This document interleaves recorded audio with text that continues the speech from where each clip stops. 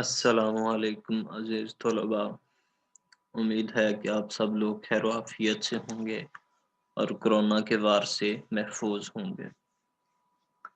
عزیز طلباء، ہم پڑھ رہے تھے مرزا اسد اللہ خان غالب کی غزل، اس کے مشقی سوالات، اور مشق میں دوسرے جتنے بھی سوالات ہیں اس کو کریں گے۔ تو سب سے پہلے ہم سوال نمبر 1 کو شروع کرتے ہیں۔ مختصر سوالات جو ہیں غالب کی غزل کی روشنی میں درج ذیل سوالات کے جواب لکھیں۔ تو یہاں پر شروع کرتے ہیں۔ شاعر کو کن سے وفا کی امید ہے؟ غالب کہتے ہیں کہ مجھے ان سے وفا کی امید ہے جو نہیں جانتے وفا کیا ہے، یعنی شاعر سے مراد مرزا اسد اللہ خان غالب۔ شاعر نے کسے نادان کہا ہے؟ شاعر نے دل کے لیے نادان کا لفظ استعمال کیا ہے۔ دل ناداں تجھے ہوا کیا ہے، ٹھیک ہے، ناداں نہ سمجھ۔ تو عزیز طلباء، اگلا سوال ہے، کون مشتاق ہے اور کون بیزار ہے؟ شاعر کہتا ہے کہ وہ محبوب سے ملنے کا مشتاق ہے جبکہ اس کا محبوب اس سے بیزار ہے، بے چین ہے اس سے۔ درویش کے لب پر کیا صدا ہے؟ عزیز طلباء، چوتھا سوال ہے، درویش کے لب پر کیا صدا ہے؟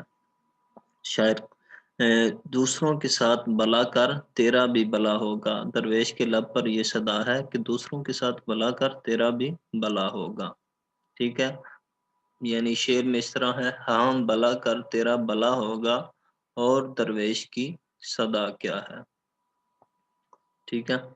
اس کے بعد ہے، غالب نے مقطع میں محبوب کو اپنی کیا قیمت بتائی ہے؟ تو غالب نے کہا ہے کہ میری کوئی حیثیت نہیں، کوئی وقت نہیں، ٹھیک ہے۔ یہ کہہ سکتے ہیں کہ آخری شعر جو دیکھیں تو اس میں لکھا ہوا ہے، میں نے مانا کہ کچھ نہیں غالب، یعنی یہاں پر وہ کہہ رہا ہے کہ غالب کی حیثیت کچھ بھی نہیں، کچھ نہیں غالب، ٹھیک ہے، مفت ہاتھ ہے تو برا کیا ہے، ٹھیک ہے، یہاں پر اس کی حیثیت کوئی بھی نہیں ہے، کوئی وقت، کوئی قدر و منزلت نہیں محبوب کے سامنے، ٹھیک ہے۔ اگلا سوال ہے، درج ذیل الفاظ کی معنی لکھیں اور جملوں میں استعمال کریں۔ تو عزیز طلباء، یہاں پر پہلا ہے، دل ناداں، مشتاق، بیزار، ماجرا، مدعا اور صدا۔ یہ آپ لوگ خود ہی کریں گے انشاءاللہ۔ اچھا، اس کے بعد ہے، اس غزل کے دوسرے شعر میں مشتاق اور بیزار کے الفاظ آئے ہیں، یہ معنوی اعتبار سے ایک دوسرے کی ضد ہیں، ٹھیک ہو گیا۔ ایسے الفاظ متضاد الفاظ کہلاتے ہیں۔ مندرجہ ذیل الفاظ کے متضاد لکھیے۔ اوکے، نادان، دن، نیکی، موت اور آزاد۔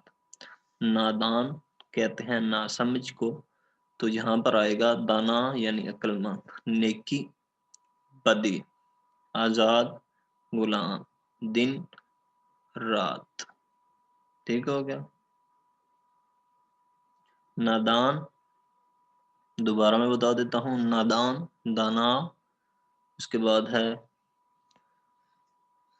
نادان، کدھر گیا یار، نادان، دانا، اس کے بعد ہے دن رات، نیکی بدی، موت زندگی، اس کے بعد ہے آزاد غلام۔ مندرجہ ذیل الفاظ پر اعراب لگا کر تلفظ واضح کیجیے۔ مشتاق، مشتاق، سمجھ آ رہی ہے نا؟ مدعا، مدعا، اس کے بعد ہے وفا، وفا، اس کے بعد ہے صدا، اس کے بعد ہے نثار۔ آپ خود ہی لگائیں گے انشاءاللہ، بتا دیا میں نے۔ اچھا، اس کے بعد ہے، اس غزل میں جو قافیہ آئے ہیں انہیں ترتیب وار اپنی کاپی پر لکھیے۔ تو میں آپ لوگوں کو بتا دیتا ہوں، آپ آسانی کے ساتھ لکھ سکیں گے۔ سب سے پہلا شعر دیکھیں تو اس میں ہوا اور دوا، ٹھیک ہے، اس کے بعد ماجرا، مدعا، یعنی آخر میں الف جن کے آ رہا ہے، ہوا، دوا، ماجرا، مدعا، وفا، صدا، دعا اور برا، سمجھ آ گئی؟ یہ ہو گئے سب کے سب قافیہ، یعنی ہم آواز الفاظ اور ہو بہو جو ہوں گے وہ ردیف ہوں گے، ٹھیک ہے۔ اس کے بعد آتے ہیں کالم الف میں دیے گئے الفاظ کو کالم بے کے متعلقہ الفاظ سے ملائیں۔ تو عزیز طلباء، درد کو ملائیں گے دوا کے ساتھ، مشتاق کو ملائیں گے بیزار کے ساتھ، اس کے بعد منہ کو ملائیں گے زبان کے ساتھ، درویش کو کس کے ساتھ ملانا ہے جی؟ درویش کو صدا کے ساتھ ملانا ہے، جان نثار کرنا، قربان کرنا، ٹھیک ہے، پہلے کو آخر کے ساتھ، آخر والے کو پہلے کے ساتھ، ٹھیک ہے جی۔ آگے بڑھتے ہیں، متن کے مطابق درست لفظ کی مدد سے مصرع مکمل کریں۔ پہلا آئے گا دل ناداں، دل ناداں تجھے ہوا کیا ہے، اس کے بعد مفت ہاتھ آئے تو برا کیا ہے، دوسری خالی جگہ میں برا کیا ہے، یا الہی یہ ماجرا کیا ہے، ٹھیک ہے، ماجرا آئے گا، ہم کو ان سے وفا کی ہے امید، وفا آئے گا چوتھی خالی جگہ میں، کاش پوچھو کہ مدعا کیا ہے، پانچویں خالی جگہ میں آئے گا مدعا، اس کے بعد ہے جان تم پر نثار کرتا ہوں، پانچویں میں آئے گا نثار، چھٹی میں بلکہ چھٹی میں خالی جگہ میں جان تم پر نثار کرتا ہوں، اس کے علاوہ اور درویش کی صدا، صدا کہتے ہیں آواز کو، ٹھیک ہو گیا۔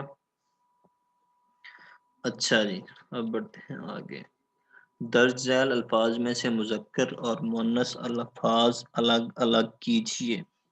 تو یہاں پر مذکر الفاظ ہوں گے دل، مدعا اور ماجرا، دل، مدعا اور ماجرا یہ ہوں گے مذکر، اور باقی سب کے سب مؤنث، یعنی صدا، جان اور دعا،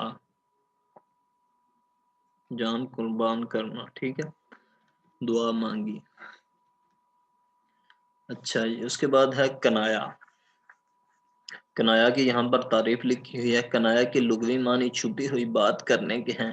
اصطلاح میں کنایا ایسے لفظ یا لفظوں کے مجموعے کو کہا جاتا ہے جو مجازی یا غیر حقیقی معنوں کے لیے استعمال کیے جائیں۔ کنایا کے مجازی معنی لغوی معنی سے کچھ نہ کچھ تعلق رکھتے ہیں، مگر یہ تعلق تشبیہ کا نہیں ہوتا۔ کنایا کی چند مثالیں اس کو دیکھیں، اس کو کالے نے کاٹا، کالا یہاں سانپ کا کنایا ہے۔ بیٹے کو عرصے بعد دیکھ کر ماں کا کلیجہ ٹھنڈا ہوا، کلیجہ ٹھنڈا ہونا یہاں کنایا ہے خوشی اور راحت کے لیے۔ یعنی ہم اس کی مثال اس طرح بھی کہہ سکتے ہیں کہ وہ علی بازار گیا، یعنی وہ پورا بازار تو نہیں گھومنے کے لیے گیا، وہ صرف ایک دکان کے لیے بازار کی طرف گیا ہے نا، اس کو صرف ایک دکان کے ساتھ غرض ہے، ٹھیک ہے، وہ بازار گیا اور وہاں یعنی ایک دکان پر گیا ہے، پورے بازار میں تو نہیں گیا۔ اس کے بعد اپنے سفید بالوں کا کچھ خیال کرو، سفید بالوں سے مراد یہاں پر بڑھاپا ہے۔ تو جب سے چولہا ٹھنڈا ہوا کسی رشتہ دار نے خبر نہ لی، چولہا ٹھنڈا ہونا غربت کے لیے کنایا ہے، وہ بڑا تنگ دل ہے، تنگ دل گھٹیا اور کنجوس آدمی کے لیے کنایا ہے۔ غالب کی اس غزل کو زبانی یاد کریں، آپ لوگوں نے پھر کون سا کر لینی ہے، چلیں کوشش کریں شاید ہو جائے۔ اچھا، غالب کی کوئی اور معروف اور آسان غزل تلاش کر کے اپنی کاپی میں لکھیں۔ تو یہ تھا۔ اچھا، آپ لوگوں کو ایک اور بات بتانی تھی، یہ غزل جو ہم نے پڑھی ہے یہ استفہامیہ لہجے میں ہے، یعنی سوال کیا جا رہا ہے، کیا ہے کیا ہے کیا ہے، یعنی سوالیہ انداز ہے، ٹھیک ہے۔ عزیز طلباء، اپنا بہت سارا خیال رکھیے گا، ہماری جو یہ مشق ہے یہ بھی مکمل ہو گئی ہے، تو ہم اگلی کلاس میں آپ لوگوں کے ساتھ ملاقات ہوگی، ٹھیک ہے، تب تک کے لیے اپنا بہت سارا خیال رکھیے گا، اللہ حافظ۔